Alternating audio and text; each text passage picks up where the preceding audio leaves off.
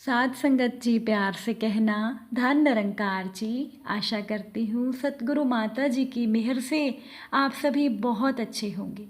साध संगत जी, आज की साखी में आपको दो सच्ची घटनाएं सुनने को मिलेंगी, जिन्हें सुनने के बाद शायद आप भी अपनी ज़िंदगी जीने का अंदाज़ बदलना चाहेंगे। तो चलिए, ज़्यादा समय ना गवाते हुए आज की साखी सुनते हैं। साध संगत जी, पहली घटना।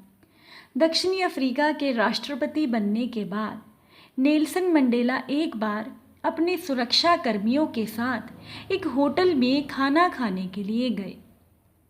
सबने अपनी अपनी पसंद का खाना ऑर्डर किया और सभी खाना आने का इंतज़ार करने लगे। उसी समय नेल्सन मंडेला की सीट के सामने वाली सीट पर एक व्यक्ति बैठा अपने खाने का इंतज़ार कर रहा था।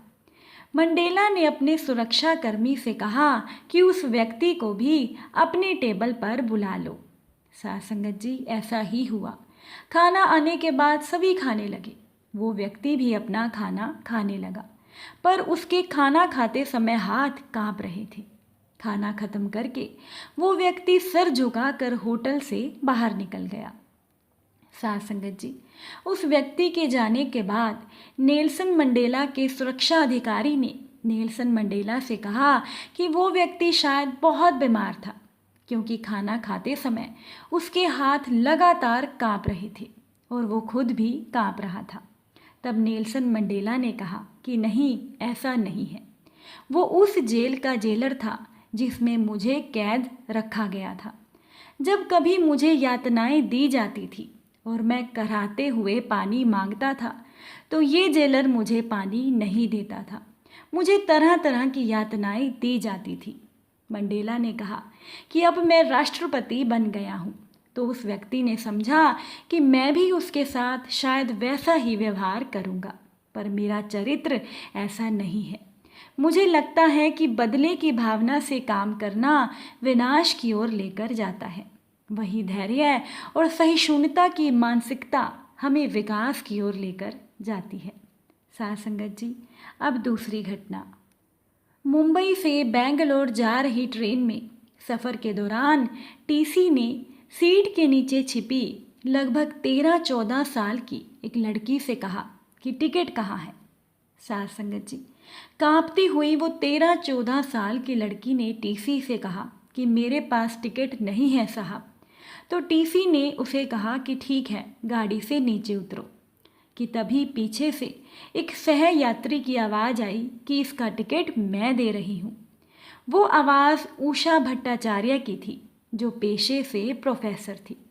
साध संगत जी, उषा जी ने उस लड़की से पूछा कि तुम्हें कहाँ जाना है।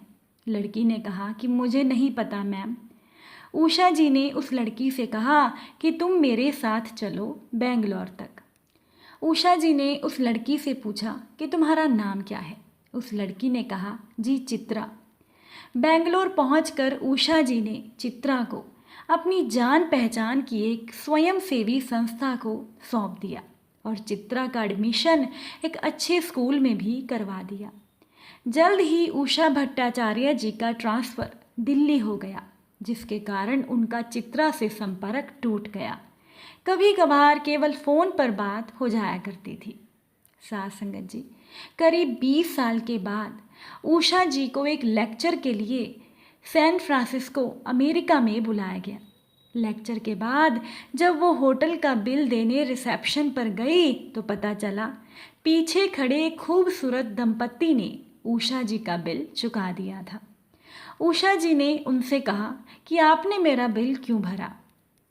तब उस दंपत्ति से पत्नी ने कहा, मैम, ये मुंबई से बेंगलोर तक के रेल टिकट के सामने कुछ भी नहीं है।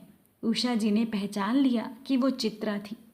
चित्रा और कोई नहीं बल्कि इन्फोसिस फाउंडेशन की चेयरमैन सुधा मूर्ति थी, जो इन्फोसिस के संस्थापक श्री नारायण मूर्ति जी की पत्नी है। साध संगत जी, ये लघु कथा उन्हीं की लिखी हुई पुस्तक the day I stopped drinking milk से ली गई है और ये एक सच्ची घटना है। साध संगत जी, कभी कभी आपके द्वारा की गई किसी की सहायता किसी का जीवन बदल सकती है। अगर ज़िंदगी में कुछ कमाना है तो पुण्य अर्जित कीजिए, क्योंकि पुण्य का रास्ता ही एक ऐसा रास्ता है जो सीधे परमात्मा तक जाता है।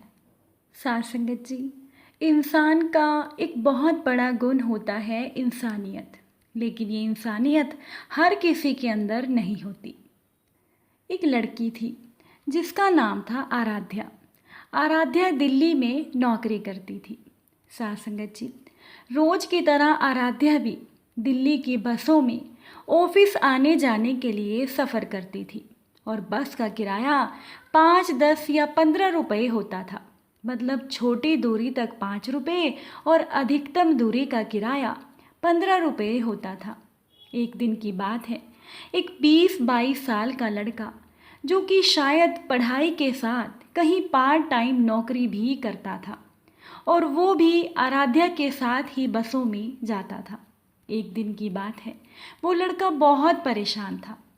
उसके हाथ में केवल एक 10 रुपये का नोट था और उसे 5 रुपये की ज़रूरत थी, क्योंकि बस का किराया 15 रुपये था। उस लड़के के पास 10 रुपये के अलावा एक 500 रुपये का नोट था।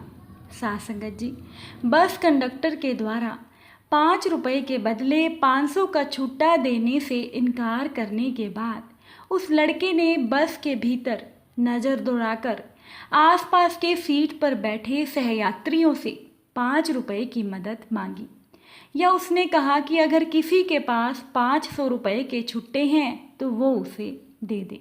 वो लड़का आराध्या के पास भी मदद मांगने आया, मगर आराध्या ने साफ मना कर दिया, जबकि आराध्या के पर्स में 100 रुपये के कई नोटों के अलावा 5 रुपये के 2 सिक्के भी मौजूद थे।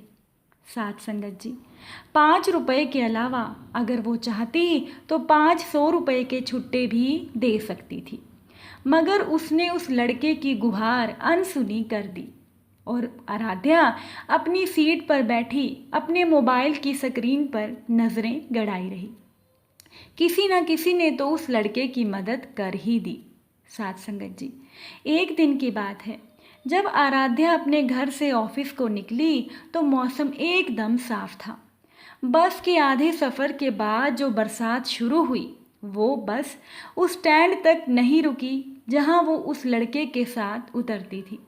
बरसात भी इतनी तेज थी कि ऑफिस की 10 मिनट की दूरी जो कि उसे पैदल तय करनी होती है, यदि आज वो तय करती तो वो पूरी तरह से भीग जाती। अब आराध्या ने सोचा कि ऐसे में वो क्या करे। इतनी तेज बारिश में बिना छतरी के वो ऑफिस कैसे जाएगी। आराध्या बस से उतरते ही बारिश से बचने की असफल कोशिश कर रही थी। साथ संगत जी, उसे ऐसा करता देखकर वही 20-22 साल का लड़का अपनी छतरी उसकी ओर बढ़ाते हुए अचानक बोल उठा कि मेरी छतरी ले लीजिए दीदी। साथ संगत जी, गलत सही का विचार किए बिना आराध्या ने उस लड़के की छतरी ले ली। साथ संगत जी, आगे उस लड़के ने आराध्या से कहा कि दीदी, मुझे कुछ ज़रूरी काम है, आप मेरी छतरी अपने साथ ले जाइए और जब आपका मन होगा आप मेरी छतरी मुझे लौटा दीजिएगा। साथ संगत जी, निश्चित तौर पर आराध्या उस लड़के की छतरी उसी शाम या अगले दिन लौटा देती। फिर भी आराध्या के पर्स में मौजूद सिक्के आपस में खनक कर आराध्या का मजाक उड़ा रहे थे और वो उस घनघोर बारिश में एक अजनबी के द्वारा उसकी एकमात्र छतरी का दान पाकर हैरान थी। आज एक अजनबी ही सही, उसे इंसान और इंसानियत का सही मतलब समझ में आ गया था। साथ संगत जी, अगर किसी की ज़रूरत आपके हाथ या बात से पूरी हो जाए तो उसको मायूस मत कीजिएगा और मदद कीजिएगा। चलिए अब हम सभी मिलकर सिमरन करते हैं। तू ही निरंकार, मैं तेरी शरण हाँ, मैनू बख्श लो। तू ही निरंकार, मैं तेरी शरण हाँ, मैनू बख्श लो। साथ संगत जी, अगर साखी सुनाते हुए कोई गलती हो गई हो तो बख्श लेना जी। प्यार से बोलिए, धन निरंकार जी।